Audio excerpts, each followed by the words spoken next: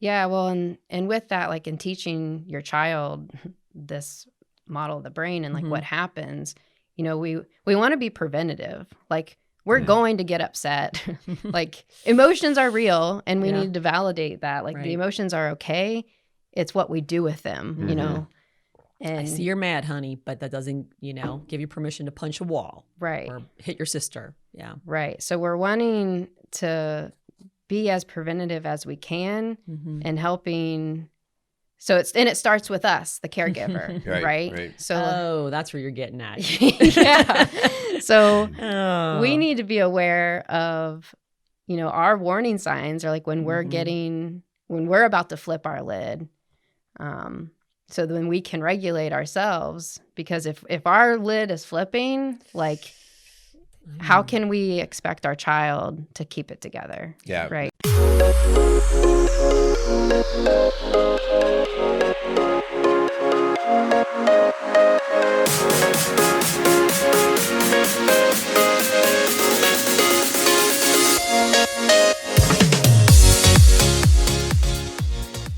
Rock Solid Families wants to thank Maxwell Construction for sponsoring the Rock Solid Families podcast. For over 30 years, Maxwell Construction has been a leader in turning dreams into realities, building schools, banks, restaurants, and many other commercial and public facilities. Maxwell Construction has made it their priority to not just build buildings, but to build into their community. So if you have any construction needs, call them at 812-537-2200.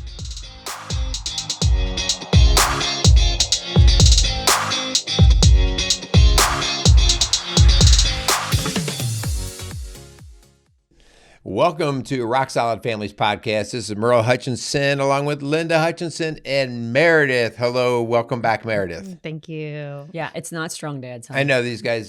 I had one mistake. That's the second mistake I made this year. That's not bad, right? It's the second one you made, and it's also like we're only in 1 minute in the show. Yeah. All right, man. Well, we've got a really cool show today because as we have brought Meredith on board with Rock Solid Families, we've also gotten to see a lot of different approaches, Meredith, that you take and just different things that you bring into your work that Linda and I like to pick up on. And sometimes it's a lot of the same things that we do, but it comes with different language and terminology, and also how you use it with your population. Okay. And so more specifically, your population tends to be more of the younger kiddos and up into the young adults. So anyway, everybody, welcome to the show. How's everybody doing? Good. Hey, the topic of our conversation today, the title of our show is Co-Regulation, Keeping Calm Through the Storm. And so if you're a parent out there, you've had a lot of storms. And Meredith, you're a single woman still. You don't have any kids, but wait. You think there's storms now. Wow, that'll really warm her up to being a mom someday. Oh, yeah, the storms, especially when you get into those teenage years. Whew, yeah. So what are you seeing, Meredith, walk in your door as far as when you call storms? What would be some things that you're seeing that you would describe as storms?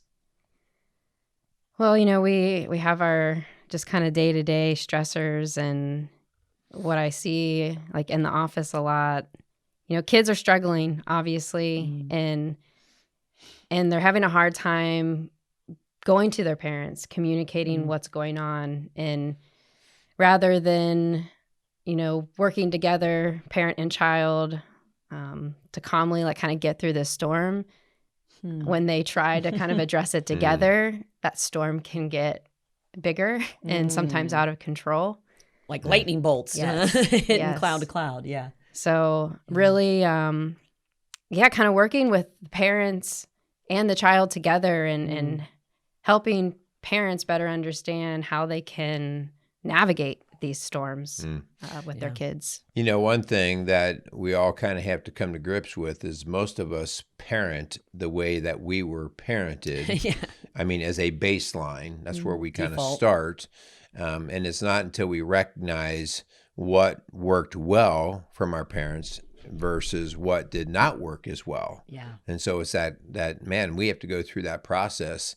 You know, if what worked well with your parents to you, and you can bring that in and it works well, great.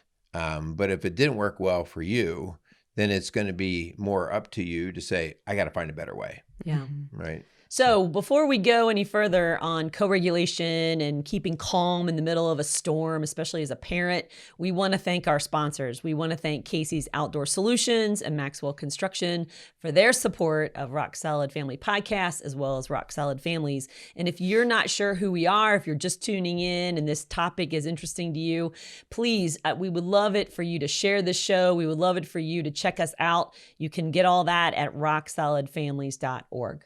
Yeah, very good.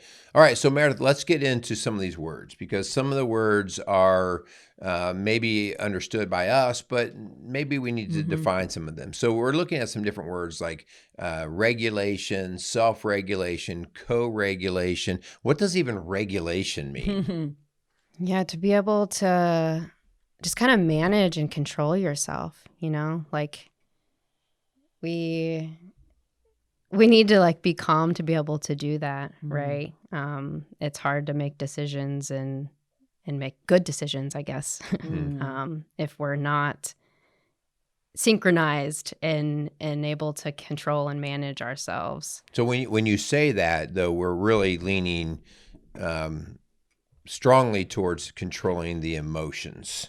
Correct. Right? Yes. I mean, not regulate yourself in terms of you can make your house payments and take care of yourself and all that. I mean, that is part, but we're talking here primarily with regulating the emotions. Right. Which leads to, right, better decisions in money management, relationships, and all that stuff. Yeah. Right. Not letting your emotions control you. Yeah.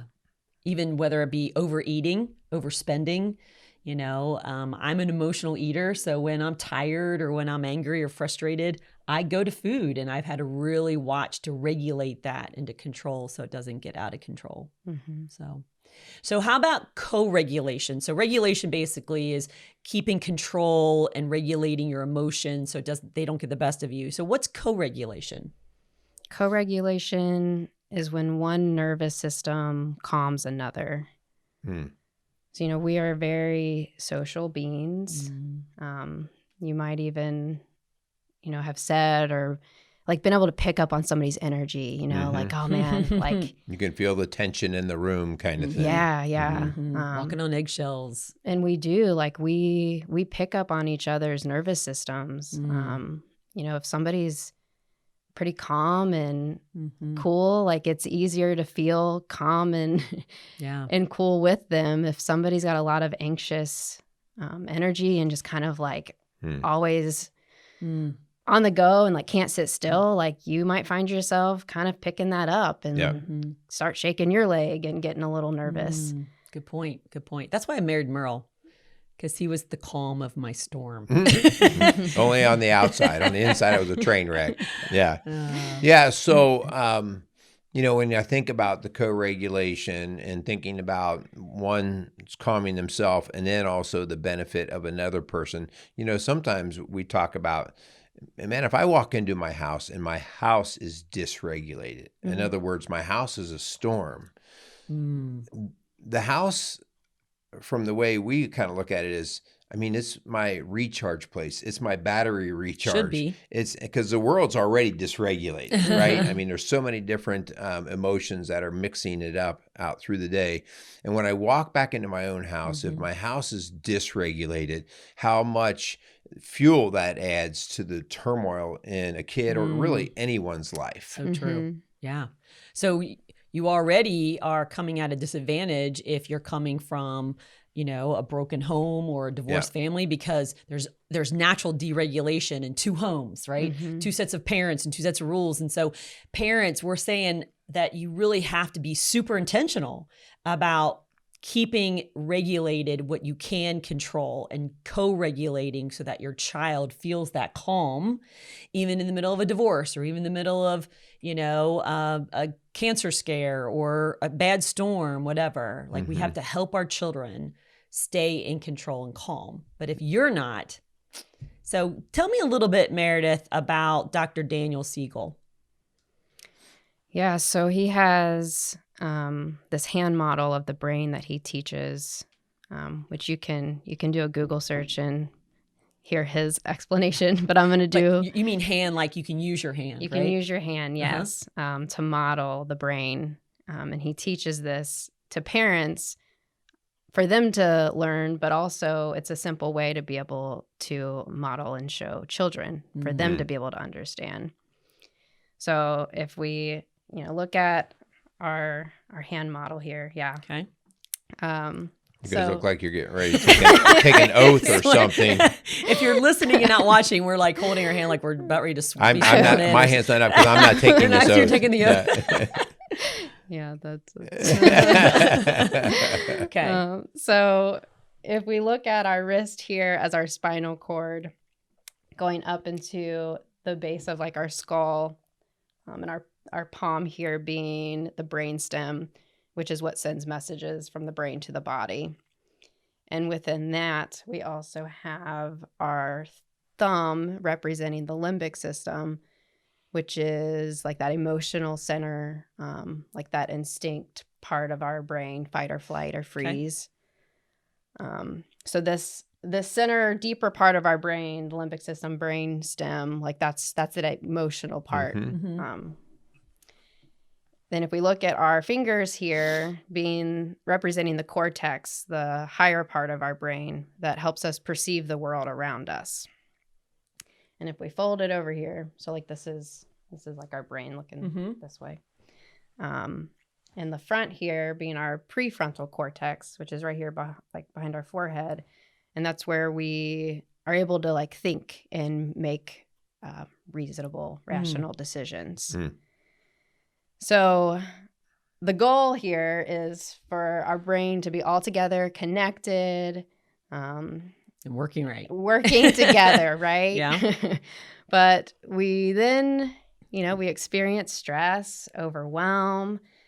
People push our buttons, and we tend to flip our lid. I get it. Flipping those fingers up. Okay. So then when we flip our lid, you notice our thinking part of our brain isn't connected to that emotional part, which is important, right? Because if we're not working together, if we're not regulated, then we're being driven by our emotions. Yeah. And again, like reminder that being even just those instincts of fight, flight, freeze, like survival. Those impulses. Yeah. Yeah.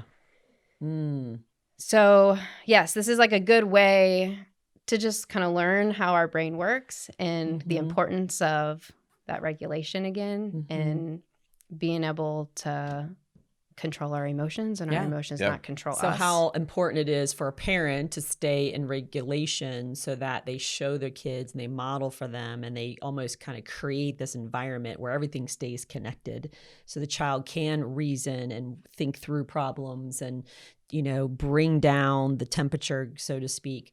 And if you are like in that fight or flight, that's what the child's going to see and that's what they're going to respond with or react with. Right. Yeah, well, and with that, like in teaching your child this model of the brain and like what happens, we want to be preventative. Like we're going to get upset. Like emotions are real and we need to validate that. Like the emotions are okay. It's what we do with them, And I see you're mad, honey, but that doesn't, give you permission to punch a wall. Right. Or hit your sister. Yeah. Right. So we're wanting to be as preventative as we can and helping. So it starts with us, the caregiver, right? So that's where you're getting at. Yeah. So we need to be aware of, our warning signs are like when we're about to flip our lid. So then we can regulate ourselves because if our lid is flipping, like how can we expect our child to keep it together? Yeah, right. That's why you'll come into homes where there's lots of yelling, and that only takes place because parents have practiced it, and now the kids have learned, and that's what the family thinks the process should be to solving problems. And so the idea here is, even though we're talking like how to help kids, well, the adult is the person that has to start this process, has to maintain and regulate themselves first. So what you're saying, Meredith, is you want us to respond as parents to the situation instead of reacting in our own emotions, being emotionally driven, whether it be anger, frustration, sad, like those are not going to show our child how to regulate, but we have to be calm and thoughtful and help them see how to respond in a healthy way. Right. Yeah. Like going back to just that co-regulation, right? And like our nervous systems picking up on each other. Again, like if your lid is flipped, your child's going to pick up on that if they're not already dysregulated. Yeah. But yeah, being able to respond rather than react. Yeah. And like the difference between that, which you kind of already hit on, Linda, but like reacting is more quick, right? Like you are driven by that emotion, which that can, like defenses can start to come up in that. And you're presenting probably like intimidating, aggressive, which is going to be scary to your child, right? It might change the behavior in the moment. And I think that's what happens, Meredith, in my situation as parent. Like I can get the response I'm looking for, but it's not going to be a lasting change. They're going to, it's behavior modification. You've corrected me on that before. Like it can't be just about behavior modification because we're not going to teach them how to regulate and respond in a healthy way down the road. They're just going to correct it in this moment.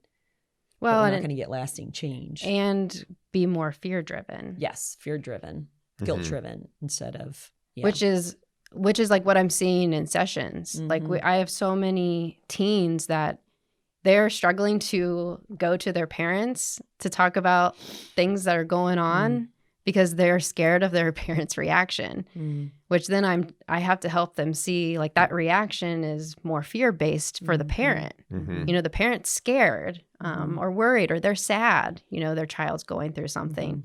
But when they aren't taking the time to kind of collect themselves and regulate, they're then reacting and it's coming off scary to the child. It's doing more harm than good. Yeah. So as a parent, you know, how do you know you're more of a reactive parent? And that would be, you know, in our experience, these are our parents who they're yellers and screamers. They're arguers with their kids. So these are some of the signs that if you're out there listening right now, and we hear all the time, you know, about parents who's, you know, I discipline my kids, and then you come to find out that their definition of disciplining is yelling at their kids, which is not discipline at all. It's an emotional reaction. Okay, and so what we're saying there is, yelling and screaming and arguing really needs to take a way back seat so that you can actually get deeper into how your body's handling emotions and what that's doing to contribute to the problem that you might be having with your kid. And so you learning first how to calm yourself down. So my teenage boy just cussed me out. How do I respond to that, Meredith? Oh, I love you, child. When you want to slap him across the face. Not that I've you ever cuss back. experienced- Use sign language. I mean, not that I've ever experienced that before. Honestly, I have not. But like, I know a lot of parents who, man, there is no respect. There is no authority in the home where this child just feels like they can run the roost and say whatever or do anything they want. So how do you respond to that in an effective way in that moment? Yeah, well, and we'll kind of go into this, but like pausing is super important.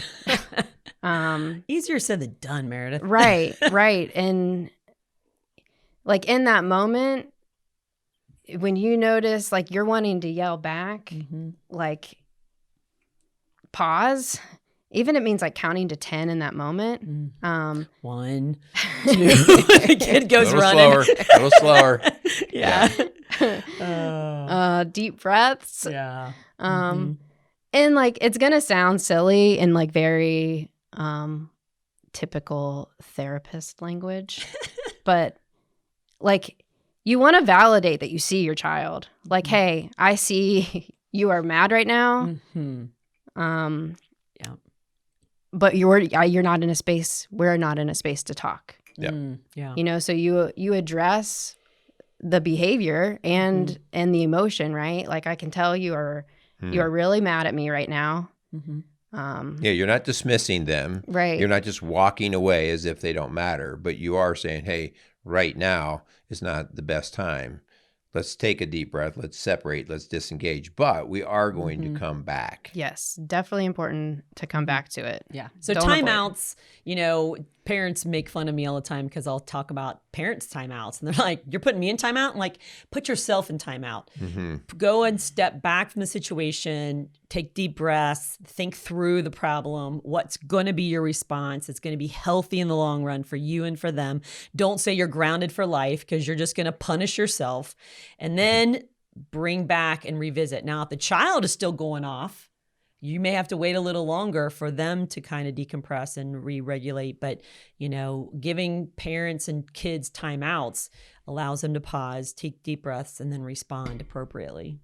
Well, and, you know, as a parent, like, be okay with modeling to your child, like, hey, I'm actually not in a good space right now to talk. Like, yeah, like I'm feeling frustrated too. I need to take a minute.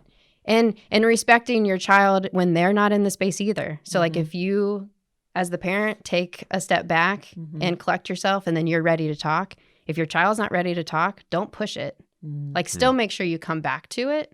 Like you'll have your time, but don't reward it. I mean, if they just did something very inappropriate, what you don't want to do is send mixed messages of, okay, well, go ahead, go with your friend. Or because it's just going to send a mixed message like, am I in trouble or not? Was that okay that I cussed her out? Or am I going to be, you know, so we got to be careful that we don't wait too long and we don't address the issue appropriately.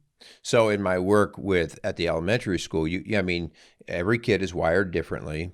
And so sometimes you'll get a kid who that's kind of their go-to where they're going to lose it, right? And so then separately, when the storm was done, so it might be a day or two later when I would just have an opportunity to pull him out of class when he's calm, then I could actually teach, hey, next time, you know, if you ever get mad again, maybe here are some things that we could do. So when their mind space is more clear, where you can say, let's learn to take deep breaths.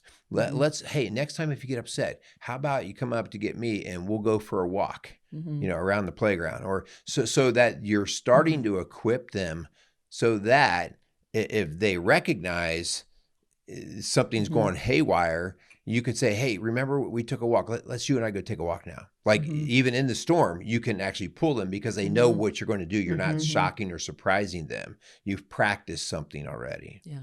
Right. Yeah. The importance of connecting and finding things that bring you calmness and regulation when you're already calm and regulated, right? Yeah. One thing that we want to put a disclaimer on, and that is, and we've been talking about this as a team, is there's not one size fits all solution to chaos and deregulation and storms. And so the way you respond to one child, even in your own home, may be very different than the way you respond to another, especially if the children have experienced trauma. You know, we don't want to shame a child for their emotions or their decisions or, and their consequences. And so we really have to be mindful of what's the child experience. Because if, for instance, we had children coming out of the foster care system, you know, where you raise a hand and they coil and back down of like, I've been here before. We got to be very careful. It's kind of like when you get a rescue dog who maybe has been beaten and, you know, you raise your voice, it can trigger something in them that takes them back. So we have to be really careful. All right. So I have a question. I'm going to put you guys on the spot. Uh-oh. Lynn, I'm putting you on the spot. Me? So your son cussed you out.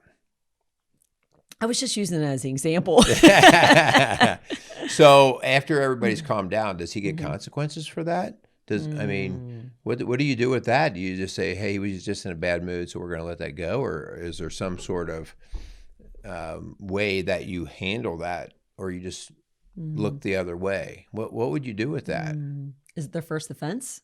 Come on, give me some more background. I don't care if it's his first or it makes a difference to me, because if it's their first offense, and they were out of control and something really triggered it, maybe they just broke up with their girlfriend, or maybe they just wrecked their car, then I'm probably going to extend more grace, and we're going to have a talk, and we're going to talk through how frustrated or angry or sad they are. But yet if it's a pattern and they keep consistently being disrespectful and using inappropriate language, then I am going to have a consequence. And I'm going to tell them ahead of time, this is not okay. Yeah. And this is not how we talk, especially to women. This is not how we want to talk to one another. And so if I hear you or see that you do that again, this would be the consequence. Yeah. And I bring up that question because I think sometimes we think that grace means that we won't pay for what we've done. And we know that sin, Christ does not rescue us from the consequences of our sin, right? But he does extend grace on the other side, meaning he's not going to kick you out of the family, but you still are going to, there are consequences. And it's good that your kids realize, okay, there's, with the way you treated your teacher at school or whatever, you're still going to have your detention, or you're still going to, have to do this extra chore. So we're not saving our kids from the outburst, and because part of that is the reminder to them, I better think twice before I do these things again. But what we're saying here is we don't cast them to hell for life because of the one thing that they did. We're bringing them back into the fold, and we're saying, hey, we're not throwing that in your face any longer. We're not going to make you relive that every day just so that you can feel the weight of it. No, but we're not saving our kids from the consequences either. Yeah.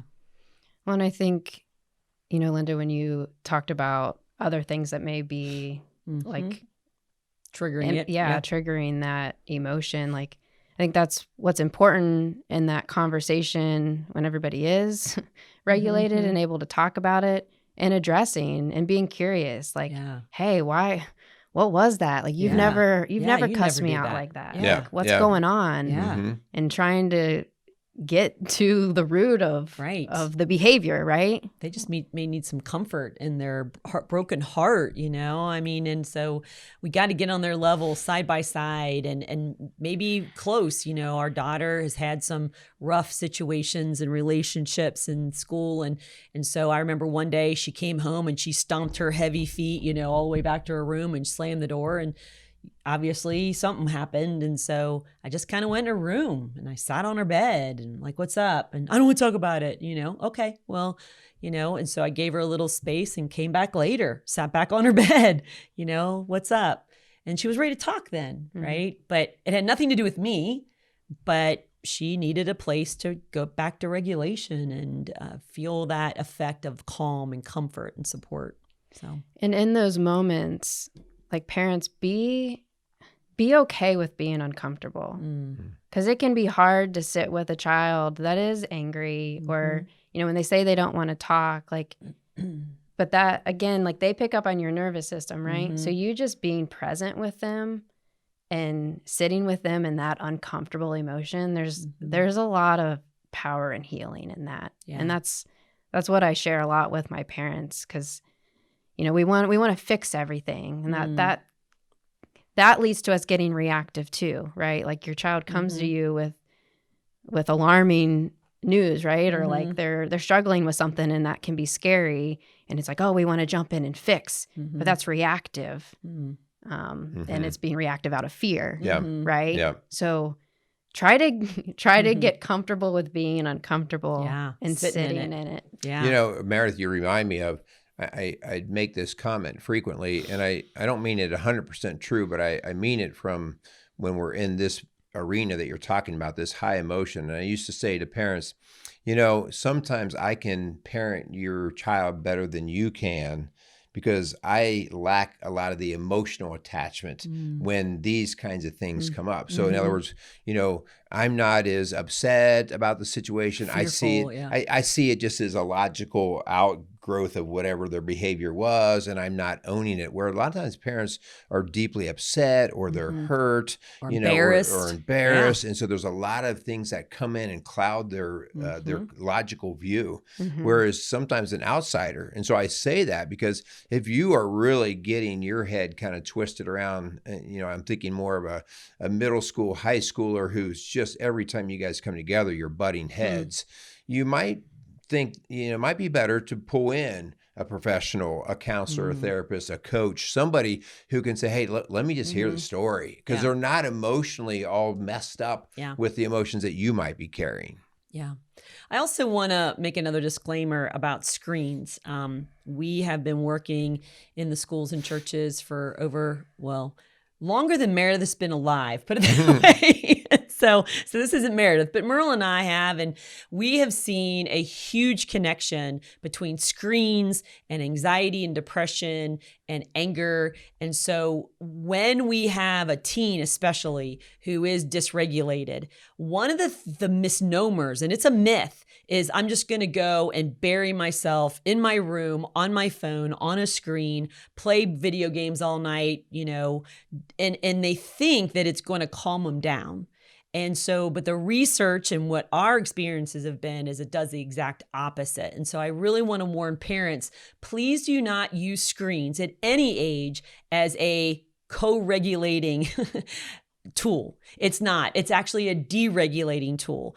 The stimuli is so much. It's like a dopamine hit. It's like taking a drug, and it's only going to feed and need more drug to be satisfied. And so it's better that you would take your kiddo that's frustrated or angry and say, hey, let's go out and play basketball, or let's go for a walk.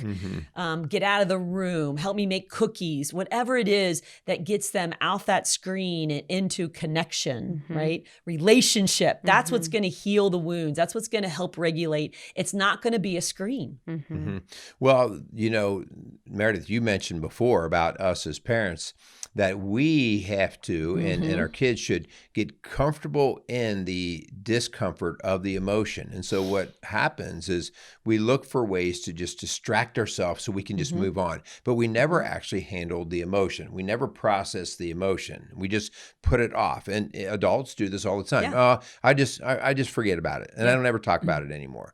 But to actually calm your kid down, and then it's why we have to revisit the conversation. Okay, now we're all calm. Let's talk about, so man, how did that feel for you when you were getting all upset about that, or what was going on, so that they can process through, so that they're not freaked out every time that strange emotion comes. So, so temporarily the screen could calm you down, but it would only be through distraction. Right. It would be through distraction, and you never took the time to actually process the emotion that you were going through. Yeah. Does more harm than good. And I thought you were going to go here, and Meredith's reminded us of, we have to model. We have to model that. How do we regulate? Do we come home from work and we scroll? Do we disappear and distract ourselves with the phones and the screens and the games? Because if that's what we're doing, that's what we're showing our kids. And so mom and dad, you've got to model this. And Merle and I are guilty. We will find ourselves tired, and that's what we'll go to. And we've got to be intentional. We've made some boundaries in our home and our family to put those screens down, to stop the work, to engage, to go out, play ball, take a walk, and we have to model that. Yeah, well, I think that goes back to kind of what we were saying earlier of finding things that work for us, right? And ways to connect, and being more like preventative and intentional of not having the screens, right? Like having family time, or just doing things to connect together. So again, it's easier to go to those things when we are upset and needing. We've done a whole show on the dinner table, but the dinner table is one of the strongest co-regulating tools that we have, if it's used well. Right. If you can sit around the dinner table and talk about your day and share the highs and lows and talk through problems, or maybe a bad grade you got, or a mean bully at the lunch table, if you can do that around the table, you have helped your child to learn how to process their emotions and deal with tough things, storms. Yeah. And if you don't do it well and explode at the dinner table, you will actually ruin the entire opportunity to use that as a good parenting counseling time. So it's a great place, but you better practice on how to use it. So what other tips would you give parents to help bring down the temperature in the home when a child is fired up, or to prevent them from being fired up? What would be some other things you would recommend? Yeah, and kind of like we said, depending on the child, their age, it's going to look a little different. When it comes to the younger ones, being intentional of like getting on their level. Getting on the floor. Right. It feels safer to be side by side rather than even like face to face. Right. So just driving, that's what makes driving so powerful. right. Because the child doesn't have to look at you, but man, you could have I've had some awesome conversations with our teens just in a car. Yeah, that your positioning, it means a lot. And just see like the proximity, does the child need more space? Do they want you to come closer? Touch. Appropriate touch. Right. Yeah. Putting your arm around them, touching their arm, making them feel like I see you, I'm connecting with you. And sometimes a kid will feel so uncomfortable with that at first because it's maybe so foreign to them or uncomfortable for them. Right. But yeah, also soft tones, right? Yeah. I mean, everybody, doesn't matter who you're talking to, we're dealing with this one. Just lowering your voice. Or even, like simply stop talking. Like I said, with the pausing, like there's actually a lot of power in just being quiet and sitting and being present in that moment. You're with so them. good at that, Meredith. I struggle with loud. Rescue. Yeah. And rescuing. Yeah. It's taken practice though too. Yeah. I've had to get comfortable with that silence and, And you're so much younger than me. So, I got work to do. What else? Anything else? The modeling deep breathing, and I have to share just because this is one of just the neatest things that I've experienced in this field and work. I've worked with a lot of younger kids, teens that have been through a lot of trauma and completely dysregulated. They're screaming, they're crying, they're cussing, and I've had so many experiences where I just come alongside them. I sit side by side. I don't say a word. And I just start deep breathing, just taking deep breaths myself. And it's so amazing how, eventually, their nervous system picks up on mine and they'll start like regulating their breathing. They'll, like it might take them a minute to catch their breath, but then they start taking deep breaths. And it's the most amazing thing. That's awesome. Yeah. Very cool. Very cool. All right. So let's talk a little bit as we close up our show today about a challenge. What are your warning signs that you're about to flip your lid? And do you get your, teeth clenched? Do you bring your fist together? Hun, why don't you talk a little bit about how you teach fire alarms? We've had a show on this before. So, I mean, this is, as you're talking about regulation and then helping to co-regulate, the idea of the preventative side is you recognizing sooner rather than later when you are dysregulating. Okay. And so when I work with people, I refer to this as I better learn my fire alarms. And so, in schools, we teach people, our little kiddos, especially early on, that there is an alarm here we have in our building called a fire alarm. And it's a very obtrusive and nasty, irritating, annoying sort of sound. But it's there because it's to catch our attention. And your body is naturally wired to give you fire alarms or these annoying, uncomfortable. So some people will shake, some people will sweat, some people will flush out with their cheeks and their neck getting all red. It doesn't matter. Like we all have our own built-in alarm system. But way too often we just ignore that it's an alarm, okay? And so teaching people, okay, well, what's your alarm? All right, and when you get this alarm, recognize it that you're dysregulating. And so if I can catch myself on my alarm, if I can catch it before other people catch it, I'm going to be way ahead of the game. If I start to blow my alarm, okay, in other words, Linda sees me clenching my jaw and she has to say, why are you clenching your jaw? I'm already a step behind. Now, by the way, it doesn't mean that Linda should not call that because, it could help me. But if I'm not ready to hear it, it's probably going to escalate. Okay, so we talk about fire alarms. And then a fire alarm means nothing if you don't back it up with a fire drill. And so we teach, okay, you've got this alarm going off. Now, what's your plan of action going to be so that you get out of the building safely? Okay. And so these are things that we practice in the school. We practice this every week initially and then every month, because you never know when the fire is going to come. And if you don't practice it, all of a sudden one day it hits you and you go back to instinctive ways that the next thing you know, you're back in the same trouble.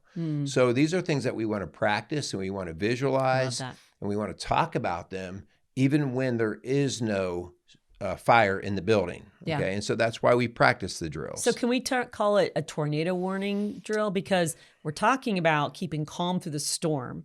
And so if it was a tornado warning and a tornado alarm go off, which I know it's different than the fire, right, there's a different plan, right? There's a different plan. And so it fits perfect in our storm conversation today. Well, and so that's why it's very important to recognize different alarms that you have built in. So I might have one where I'm getting very embarrassed and I want to go hide. Or I might have one where I'm getting angry and I want to come out and fight. Good point. So my fire alarm that I have in the building for a fire has a entirely different drill associated with it. Good point. I mean, if I just have a generic alarm system in the building and we just pull it whenever, and it happens to be the same drill for a fire as a tornado, I've just caused problems. I'm sending kids outside when there's a tornado. Okay. Yeah. And so the same thing with us. You have to really recognize, oh, I'm feeling really embarrassed right now, or I'm angry, or I'm tired. These are all alarms. And now you have to have, okay, when I'm tired, I know that I have to go do something to re-energize myself. That's my drill. I'll go for a run. I'll go for a workout. That's my drill. Okay. I don't necessarily need that when I'm embarrassed. Is that your drill, Meredith? Because that's not my drill. When I'm tired, I want to take a nap. I usually pass out if I'm tired. So Meredith, we close up. I so appreciate you bringing this topic to the podcast today, and, keeping calm through the storms. Is there any final challenge or reminders or thoughts that you want to give our listeners before we close?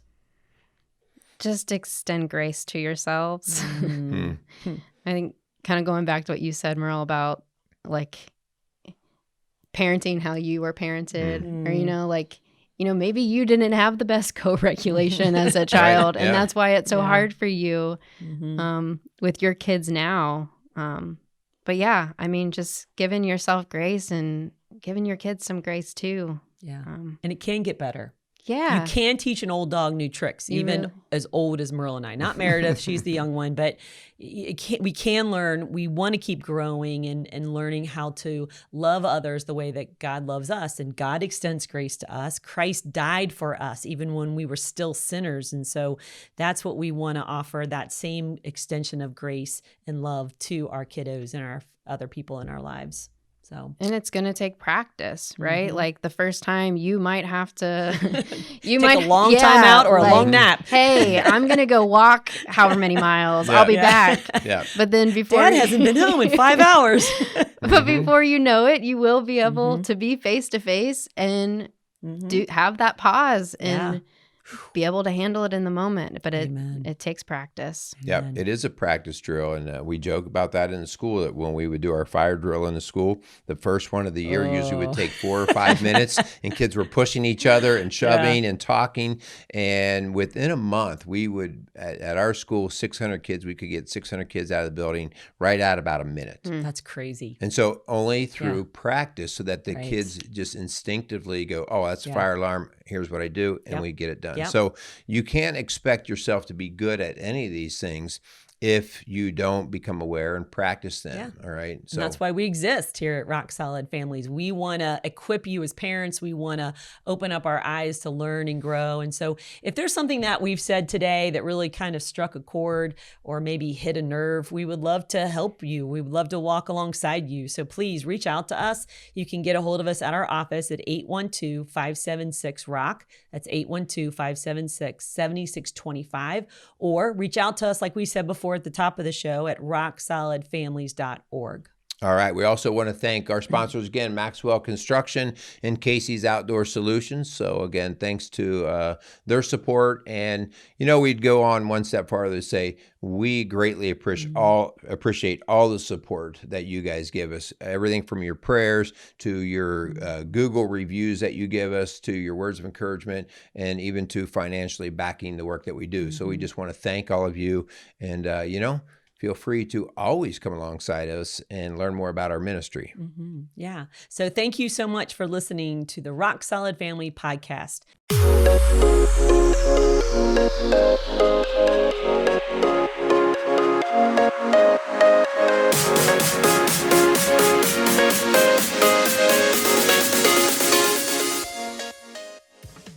Rock Solid Families wants to thank Casey's Outdoor Solutions for sponsoring the Rock Solid Families podcast. Casey's has grown to be one of the largest and most unique garden centers and gift shops in the Cincinnati tri-state area. Whether you are looking to take on that next landscape project or simply add a little home decor to your house, Casey's has you covered. Located at 21481 State Line Road, Lawrenceburg, Indiana. Call them today at 812-537-3800. Let Casey's help you add beauty to your home.